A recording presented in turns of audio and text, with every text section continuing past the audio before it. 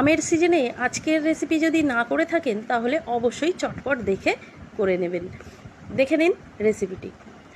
প্রথমেই আম এবং কাঁচা লঙ্কা ভালো করে ধুয়ে জল শুকিয়ে নিয়েছি। এবারে টুকরো করে নিচ্ছি, আর এটি ফ্রেশ আমই লাগবে।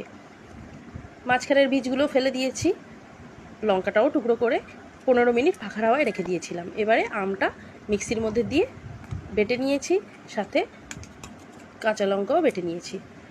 এখানে মশলা হিসেবে নিয়েছি 2 চামচ মৌরি, 3 চামচ সর্ষে, সামান্য মেথি, 1 চামচ জিরে, 1 চামচ ধনে।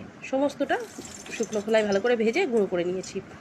সর্ষের তেল নিয়েছি প্রায় 250 মতো, গরম করে ঠান্ডা করে নিয়েছি। যখন হালকা গরম থাকবে তখন ওর মধ্যে দিয়ে দিয়েছি কাশ্মীরি লঙ্কার গুঁড়ো, 3 চামচ লবণ, 1 চামচ হলুদ গুঁড়ো আর ভেজে রাখা মশলা।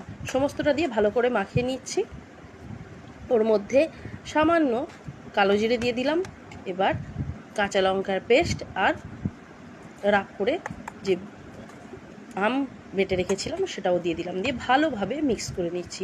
আর এই আম বাটার আচার যদি সঙ্গে সঙ্গে খেতে চান তাহলে খেতে পারেন, আর যদি 1 বছর ধরে খেতে চান তাহলে এটি 3-4 দিন রোদ্দুরে দিয়ে রেখেও 1 বছর ধরে খেতে পারেন। আজকের ভিডিওটি যদি ভালো লেগে থাকে অবশ্যই লাইক, কমেন্ট, শেয়ার করবেন।